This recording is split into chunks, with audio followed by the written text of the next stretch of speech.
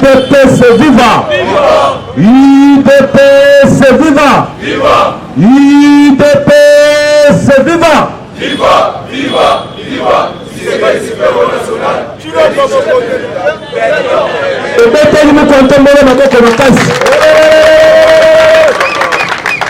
Chers combattants, bonjour à tous. Azana Isengo Polo na Tongo Tokutani. Tomeka kosolo na mayematali actualité politique na mboka na biso. Chaque Tongo tosala ka effort. Tokutana ndenge tokutani be. Toyeba bisikani ni tozalaki. Bisikani ni tokomi na bisikani ni tozali kokende eza boete. Mukolo ya lobi na bandaki koyebisa bino et Kabila azalaki le mal le plus profond. Batu babandaki kokanisa kelo toza na M contre Kabila. Eza LT. Eza motema mabete mais c'est la réalité ya makambo Kabila sala nako. Bolandi Lobby, le chef de l'État, son excellence Félix Antoine Tshisekedi Tshilombo, a révoqué 4 officiers supérieurs na armée na biso. Bangonde bato babandaki koteka ba numéré pa ba M23. Bangonde babandaki koteka sukutu. Ya ba soda na biso et pa bato ba mai. Foati a répertorier bango. Ba uti wapi? Bazalaki bato bazalaki na 4 ya M23 na 2013. Tangu Kabila azwa bato M23 a intégré bango na 4 armée na biso. Et bato wana bakomaki ko jouer. Net ba espion ya Rwanda au sein de notre armée. UDPS viva. Tolo bato tolo baté.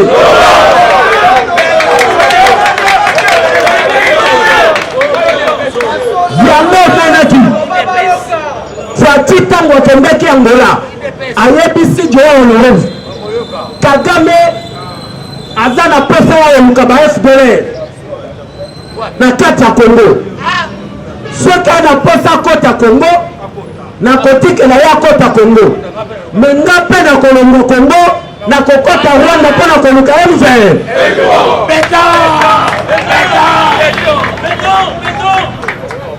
Yango pe ebisa kibango. Félix Tshisekedi azali yanza. Betela na maloko bakasi.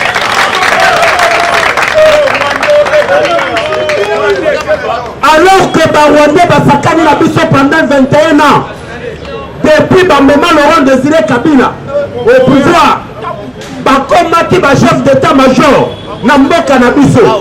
Aujourd'hui, au sein de nos forces armées, 4 balongola kilobi eza moke. Tolo bato tolo bato. Na Est, 2 colonels babomi bango déjà. Le Rwandais, 2 colonels. Basi babomi bango. Banani babomi bango. Kaka ba FARDC. Bana mboka de père et de mère. Balo bateli baboni que yo. Aux traîtres. Aux autres trahir biso.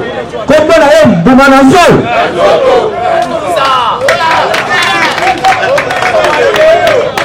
Yango tolobi. Guerre en Rwanda imposaki biso. Tokozongisa yango bisika euta. Yango bomonaki na site Kivu. UDPS viva. Tolo bato tolo bato. Félix tango azwi pouvoir. Alobi je dois conscientiser la population congolaise. Congolais, il faut azala premièrement na bolingo ya Congo. Deuxièmement, azala na bolingo ndeko na yeko congolais. Voilà.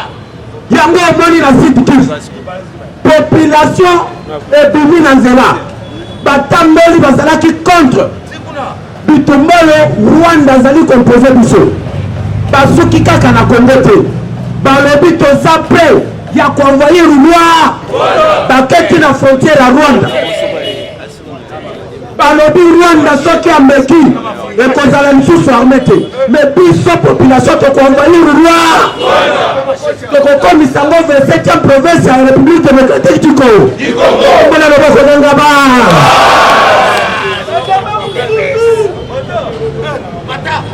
Yango tolobi oyo koboya Fatia Santo Kimune depuis que after le côté na mboko ezali déclaration lobi que Rwanda muto ezali ko agresser biso La communauté internationale nous a imposé un certain Rwandais, Joseph Kabila. Oyo nationalité na ye eza douteuse.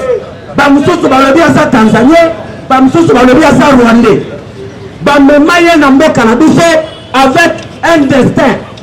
Posa na bango ezaki nini? Batia étranger et comme ça bazala na contrôle ya Congo. Yango moni IDPS viva. Soki okei Mbanda, vous allez voir que Russie lelo azali première puissance nucléaire. Ba arme nucléaire wa asali wana. Ba minere azu yango wapi? Awa na Congo. Corée du Nord akomi na ba armement nucléaire. Asali yango ndengeni minere azu yawa na Congo. Voilà pourquoi ba imposer que biso étranger.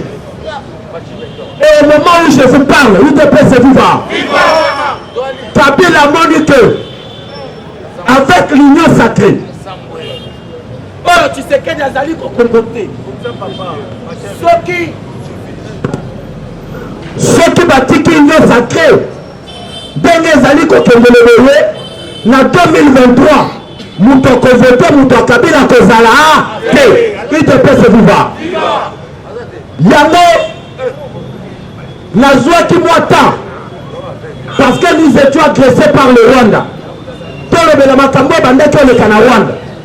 Mais Bobo Sanité, calamité de la 4 Parlement. Guerre entre le président Bahati et le président Mbosso. UDPS viva. Oyo Salemi na 4 Parlement. Et ça dit plan à Joseph Kabila. Kabila a tindi battu au sein de l'union sacrée. Parce que même au sein de l'union sacrée, tu aussi te répertorier bateau sur le Lakana Kabila tous les jours. Le moment où nous sommes en Kombona en désordre.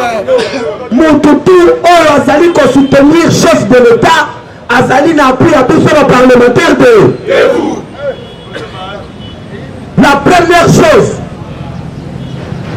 tant que Kabila Moni, que chef de l'État, parce qu'il faut boyeba, l'électorat et la République démocratique du Congo, plus de 60%, et c'est la partie Est, Bassoa Ilifon, IDPS viva. Donc quand il y a une élection, il faut que le Sabino va matière à l'élection pour la Nangola Moutou. L'électorat est en bas Canabiso. 60% des alliés sont uniformes. Ceux qui ont vu Kiv, le grand Kiv, aux yeux Ituri, aux yeux Nord Kiv, aux yeux Sud Kiv, aux yeux Maniema, aux yeux Katanga, le grand Katanga. Batutu wana bagoba kaswa Swahili. Bangonde bazalaka parti mounon à l'électorat. Qu'est-ce que Kabila a fait? À côté d'un laboratoire, il a vu que Pembeni Tshisekedi, il a un certain Bahati Lukwebo, il peut se vivre. Et Bahati Lukwebo, c'était ressortissant, il y a grand kiff. Il peut se vivre. À Monique Pembeni Tshisekedi, il y a un certain Vital Kamer. Kamer Azali ressortissant, il y a grand kiff. Qu'est-ce qu'il faut faire? Bengue électorat et ça mouné le côté à Swahili. Il faut que l'on la Bahati Pembeni Tshisekedi. Il faut créer mes ententes entre Bango Balé et comme ça, ceux qui va déstabiliser l'union sacrée à 80 semaines à l'élection, va déstabiliser Tshisekedi. Mais puis ceux que le monde il peut se vivre. Viva! Moutoukios, Oyo Azali Koya, Alobi, le candidat président de la République. Oyo a soutenir en 2023, c'est Félix Tshisekedi. Biso peut te soutenir, vieux. Les abonnés. Mais Moutouana a la claire dans le langage. Qu'il soit sincère. Les ceux qui ont vu les partis politiques, Bato Bazali Pembeni Félix Tshisekedi. Bato Bazana Katia Union Sacrée. Le premier regroupement, où il y a la déclaration officielle. Il y a qu'à soutenir la candidature à Félix Tshisekedi, c'est AFDC et allié. Vous avez été.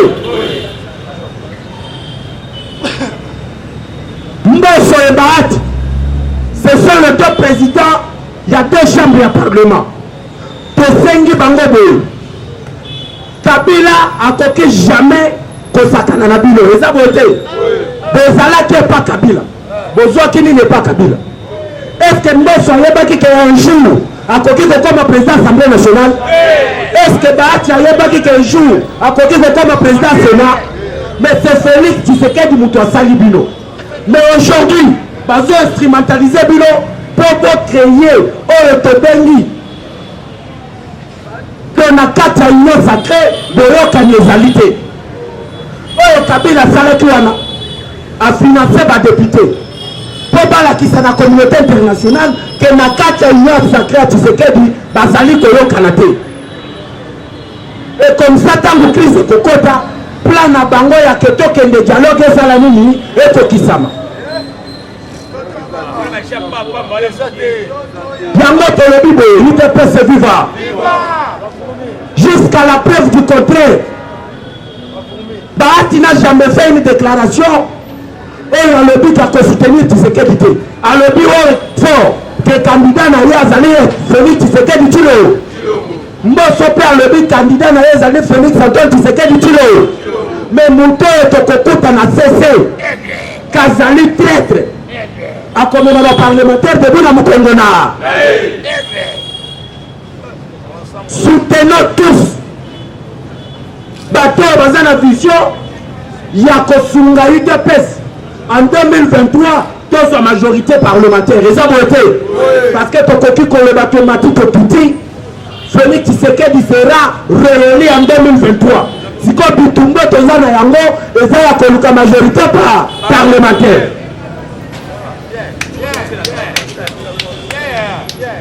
Parce que tu sali coalition. Na bato bazaba ndekimine. Bolandi Moïse Katumbi.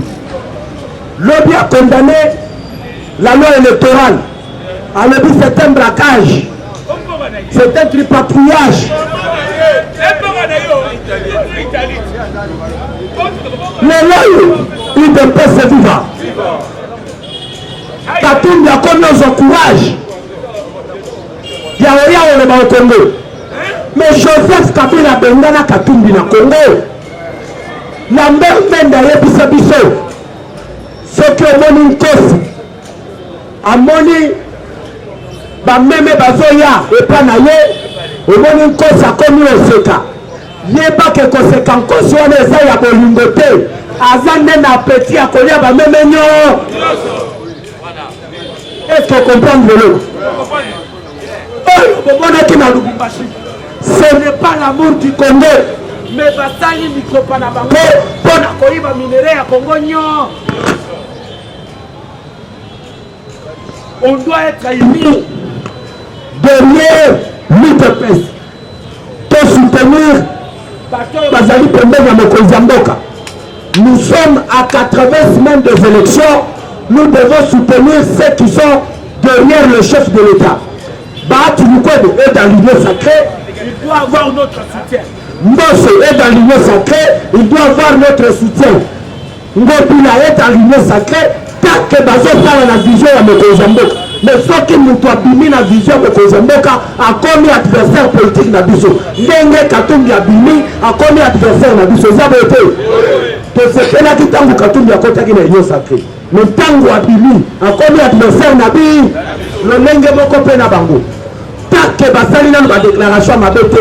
Soutenons Baati, soutenons Mbosso, soutenons les autres, mais à condition face à la sincère avec le président de la République. Et ça va être pendant le lien à Soukiawa de Koutaboulou.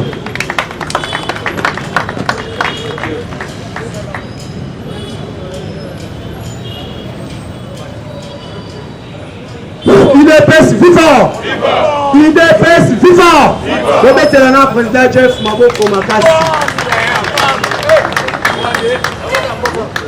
Professeur Mbata. Ok, merci. Mais nous avons dit que nous avons fait le dernier jour. Nous avons 20 000. Est-ce que vous avez dit que la soldat 20 000? 20 000 francs, il y a un peu de la soda. Jean Kombata Bouaka. Donc, qui ça comme ça, tout le monde a le lot. Tout le monde a la bonne activité à l'autre. Au Soumabiso, en attendant tout le d'actualité politique. Nene Kaka. Ran. Bandinga Baleki Balobi. Pour que nous premièrement, la révocation sans condition. Na Katia FRDC, IDPS, viva! Dans les actualités phares, Yami Balé. Il veut tuer les rois.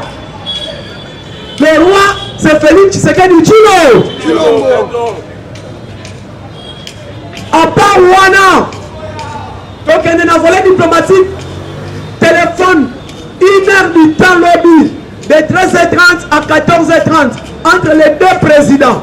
Le président puissant d'Afrique et le président puissant d'Asie. Na combat ya Vladimir Poutine na Fatime. Tobe kelana président Maboko.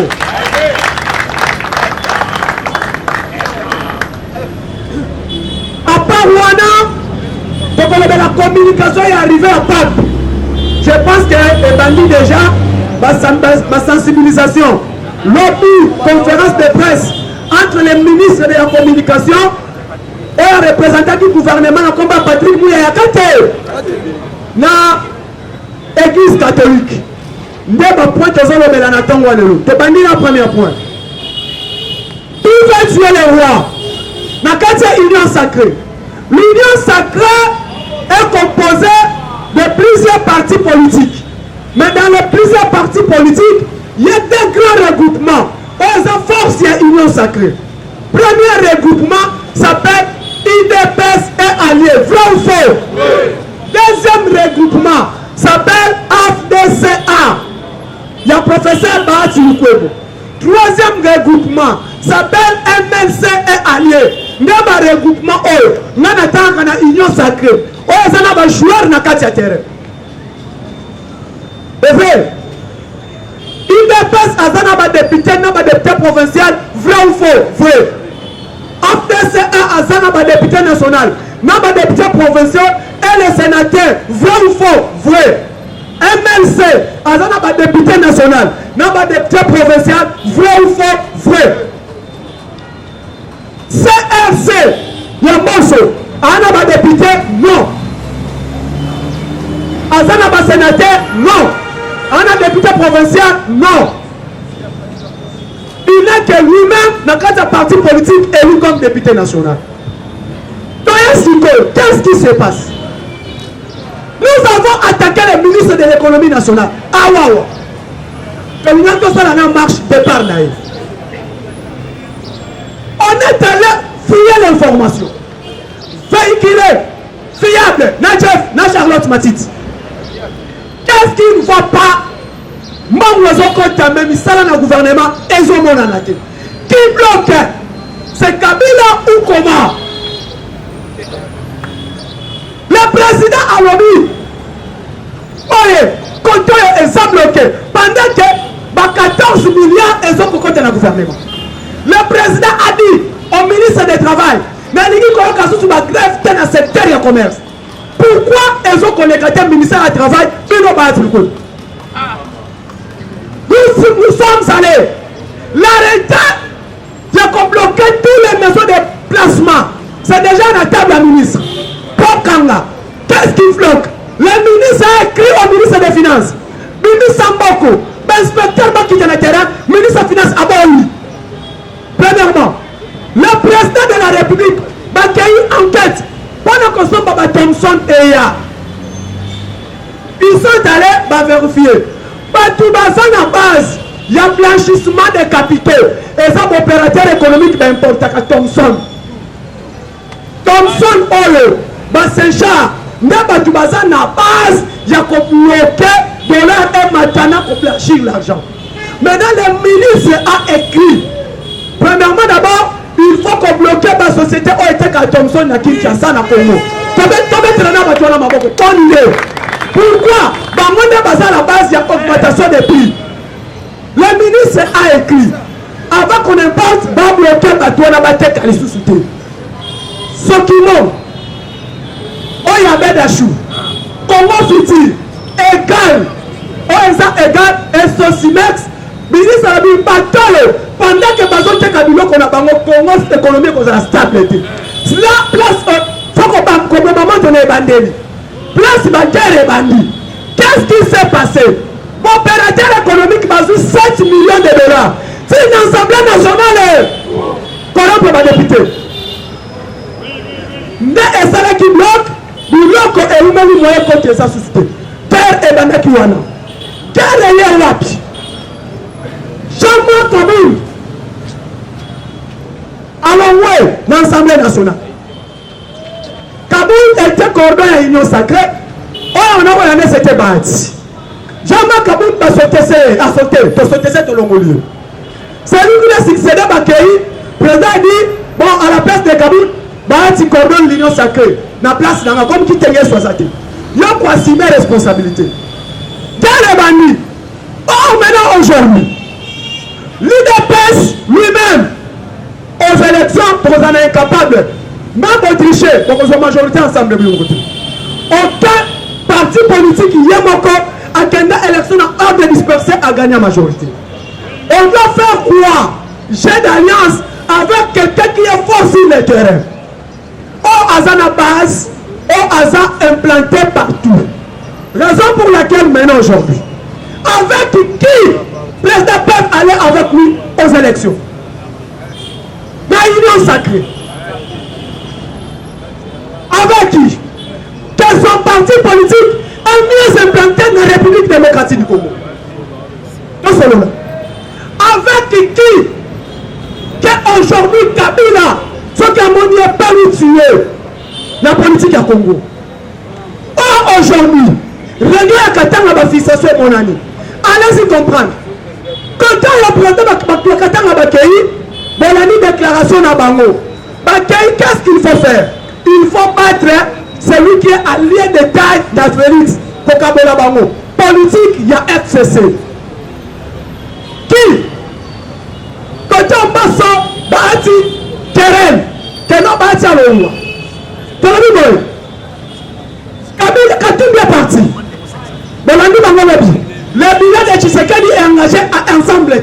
Pendant que Bakuna Bazan a cassé le gouvernement.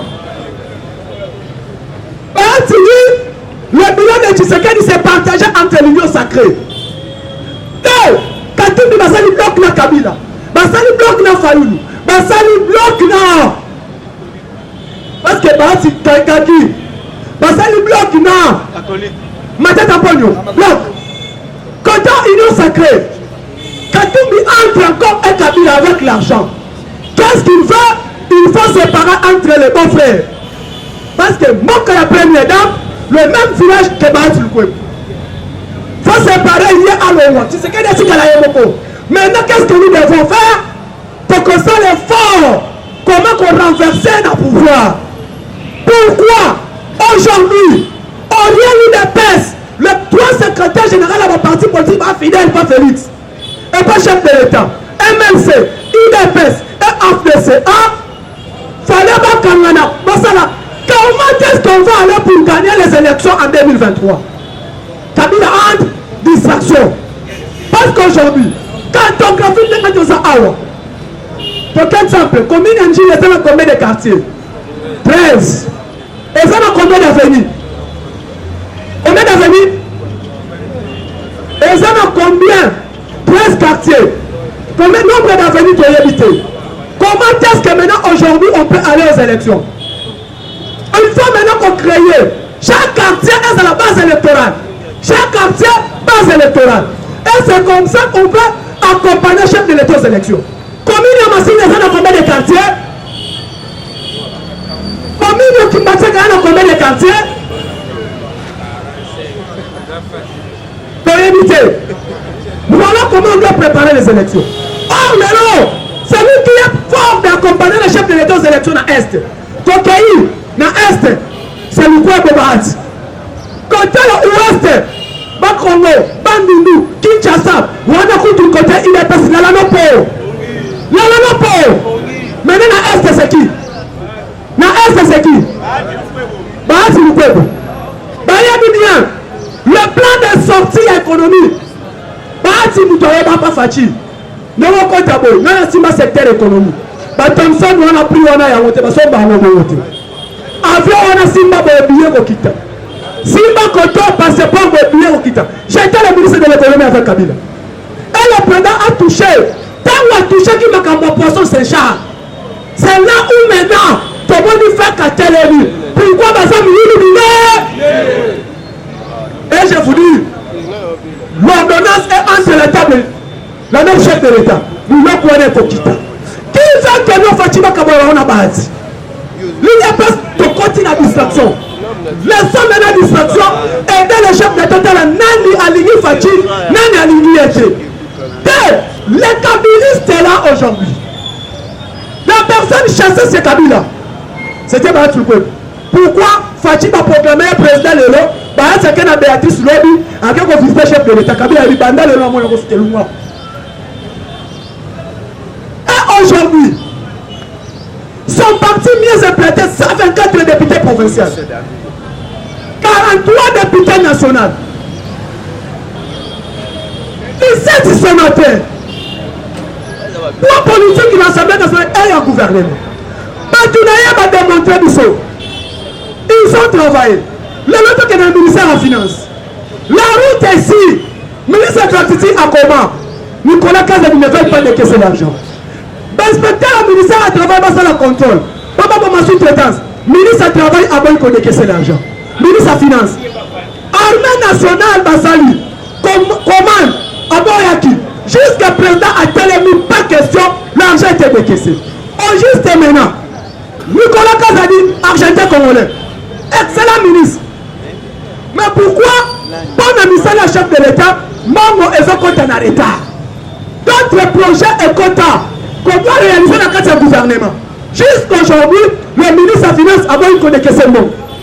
Et nous, maintenant, ce que nous avons dit, il y a un Zamabé.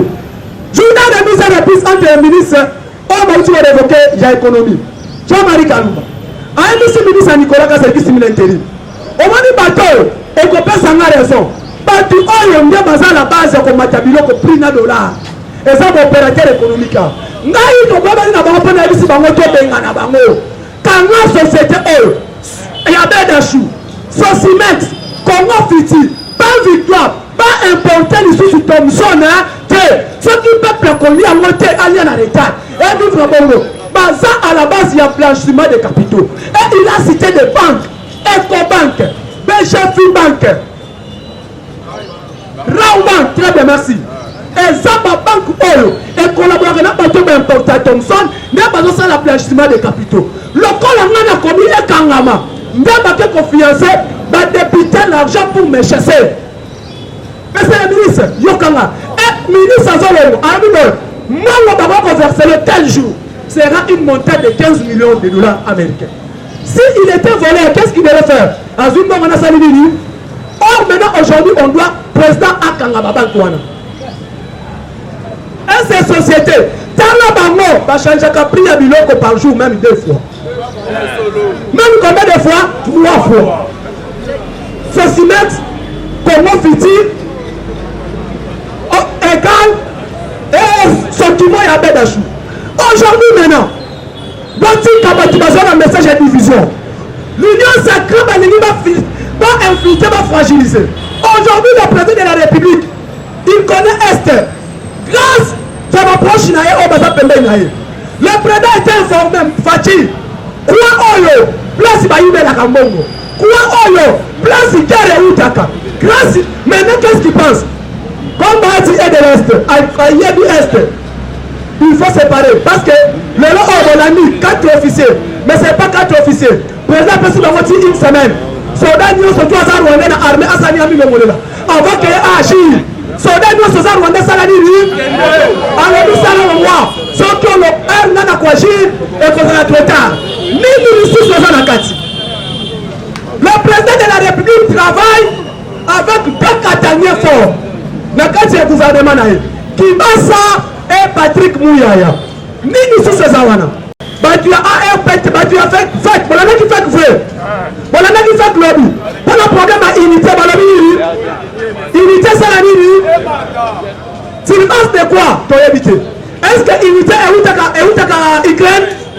Est-ce que unité est où tu as Russie? va programmer. Pourquoi? Le président se fâche encore contre Kibasa. Comme quelqu'un qui est du Qatar. Donc Kabila, n'a pas tourné par Qatar est comme bien privé. Pourquoi Fachi se fâche? Ah ben, il faut que Fachi du Colo. Soit le cas, il y a Kamako. Allez, dis-moi,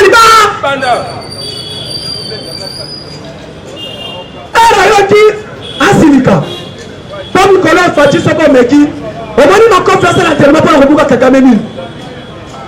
Fachi entraînement en Kofi, Kobuka Kagame 1000. Soko Oga ministre salaire, Yaka, venez, amène les mots parler de la nation. Recommanda. Nicolas a fait à chaque fois.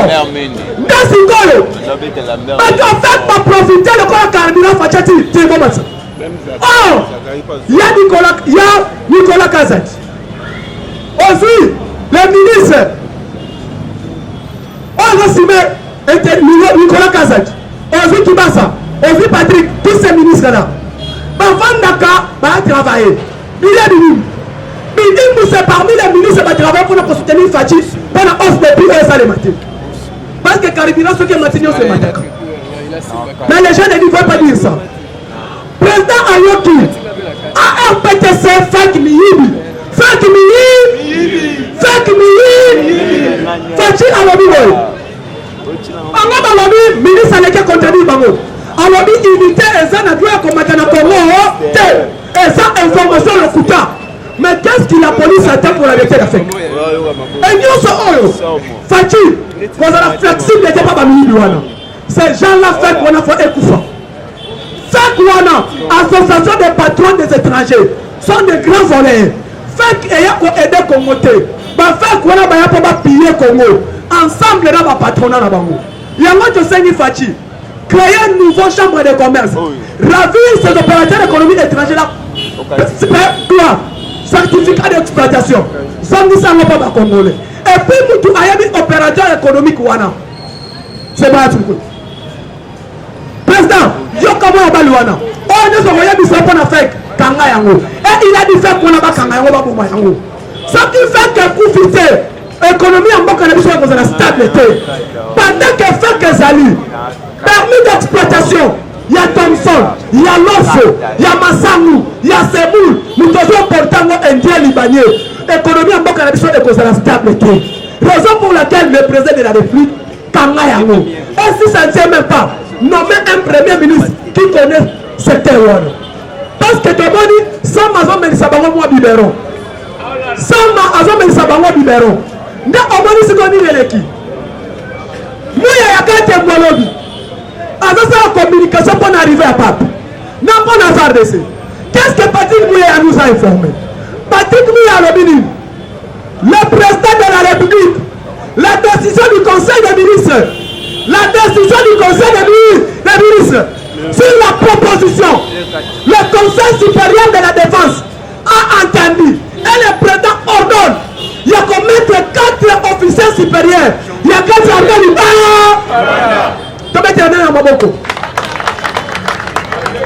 Patrick Mouya a lobby. Le président a lobby jusqu'à une semaine. Tous les Rwandais, l'armée, la police, dominant. Ceux qui vont limiter nos consommateurs.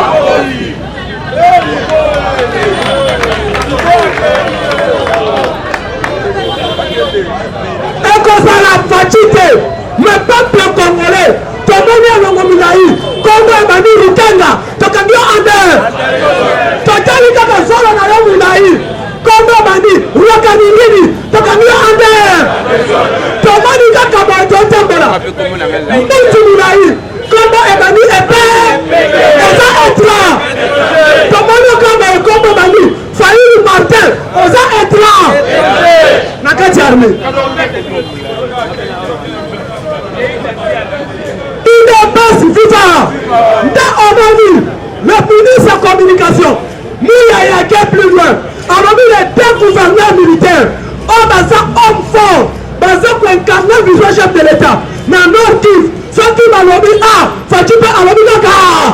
Pour qu'on a mis en l'air, état de siège moyen, et l'on voit, et si nous le voyons, dans Oyoki, plus loin, le kati armée opération bengana roi yo pona tambala na nzela obenika muto mais solo mulai oyo mbuntu mulai oyo epe ofia tuka oyo te yaya yankanan kombolana owita wa papa na bina utat ona minasikia kajambo sana te lobani te toboyi Swahili te Swahili pesa langue nationale papa Swahili wana eza kisangani te Swahili wana pesa ya katanga te po katanga pe boko sabiso Swahili eza bibu te vous êtes de baluba ya kati Swahili wana pesa ya goma te mais Swahili wana eza ya bakabila pete ya ba Hippolyte ya bazola Hippolyte lobana mbien fala ba jambo hambo te ozarwa kama ande ene na prison totuni yo mama nanan mama nangai kombone sikire rukinga te papa nanan papa nangai kombone ruregwa gadi ete azarwa tochebino na prison nda oyo kisiko akati arme kimpelekese note ngai nazana ngaru walete naza mutu asili Kivu mama na nga mutu amanono te nanu boleli te nde omoni opération na yebisa kibino ça fait 3 jours il y aura réforme ya nouvelle armée le président va faire réforme ya nouvelle armée réforme ya nouvelle administration na biso c'est le meilleur administration d'Afrique Kabila abomi yango po ayeli biso barwa Fachi s'il vous plaît pesez de votre poids tokota sikoyo na kati ya DGDA place Rwanda wana azala place baza ebe badirecteur basous-directeur na kati ya DGDA baza barwa na régie de ça baza barwa papa zala kimia tolandi actualité bantu baka balingi basomba mabele na Congo central plus de 8000 hectares botala bango bien baza barwa lobi tofani tomoni boye Rwanda abomi 2 étudiants congolais na Rwanda abomi biso 2 étudiants congolais na Rwanda nde omoni biso personne totuni Kabila tokeki na kati toluki tozik Rwanda totumbia mabe baza awa babisina immeuble tita babisina na immeuble tita barwanda bazala kuna ebe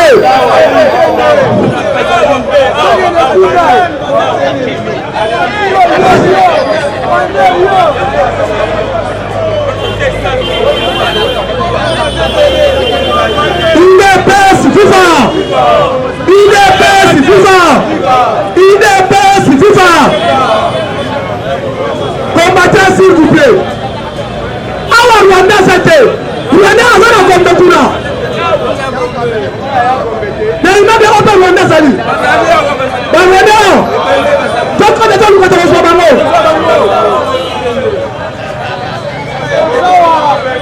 Ndama mani. Ba Rwanda wana ba combattre le système coalition ya 2 hommes du pays. Ba mani que Fachi et Bahati sont forts pour gagner. Fachi a confessé Kabila en 2023 parce qu'il n'y aura pas quoi. Il y aura que Alliance IDPS, MLC et AFDC à amour. Bien, celui qui s'allie Alliance Wana, Kabila doit être effacé. Un système ya Kabila, tout ce qu'on déboulonne en union se tout. Quand on a un olo, dès que tout ce qu'on déboulonne le système Kabila, maintenant nous les baisse avec nouvelle majorité parlementaire. Bon, comment on a bonne administration? Parce que c'est que nous voulons quoi? Un premier ministre chevronné qui va aider les chefs. Un premier ministre dictateur. Fachi pas 2023 président dictateur. Fachi Afrique c'est la démocratie. Afrique c'est la démocratie. Afrique c'est la flexibilité. Afrique c'est la cas. Osana machette, osana épée, osana bateau de commandement. Il est pas suffisant. Le président touche pas, touche sur bateau. Il est en même temps berger, en même temps Akatamutu. Il est pas suffisant. Comment? Ce qui voit a ayoki obeti, obonisier. Mais ce qui est chokatiemou. C'est comme ça l'Afrique. Ça suffit c'était la dictature, mais le abrasé sa bonté. Peuple congolais peut s'en aller là. Si les démocrates n'aiment pas la dictature, ministre, mon côté à côté de là, ministre quoi président, Nicolas Kazak et un bon à l'État. Ceux qui passent qui passent à l'Anzela du Bissambon. Ça n'est pas qui que ce soit. Les gens vont dire Tshisekedi, Tshisekedi, Tshisekedi. Voilà que bon. Vous savez à l'État, c'est que moi quand tu te dois féliciter. L'argent, tu fais bien ton travail. Mais ma blocage, je me suis fait saluer dans le cadre du gouvernement. Le ministre se plaint. Bandani Bazon est là. On a dit vraiment sur ma chef de l'État, Assala Moussala Malam. Mon numéro, plus que 143, 89, 86, 52, 097. L'objet de la bandera n'appelle, il y a Poutine à Fati. Papa José, quand tu as besoin de place. Il était celui-là. Nazo banda na tongo le leto mote banda osekate. Tomato banda na kanda. Parce que image ya lobby à partir de 13 heures, le Rwanda vient de tuer 2 étudiants congolais. Chers Congolais, ou bien besoin comprendre, ou bien besoin comprendre. Parce que babomi ba étudiant lobby ba à partir de 13 heures. Va poursuivre, va torturer, va financer la torture. 2 étudiants congolais sont morts. Nous ici, nous rigolons. On tourne sur le Rwanda, on a besoin d'hésiter. Sans Bazalia, il faut pas le Rwanda. Il ne peut se vivre. Nous sommes chez nous. Et ça m'a belle en belle dans la biseau. Et ça m'a xénophobie. Et comment passer la belle en Rwanda?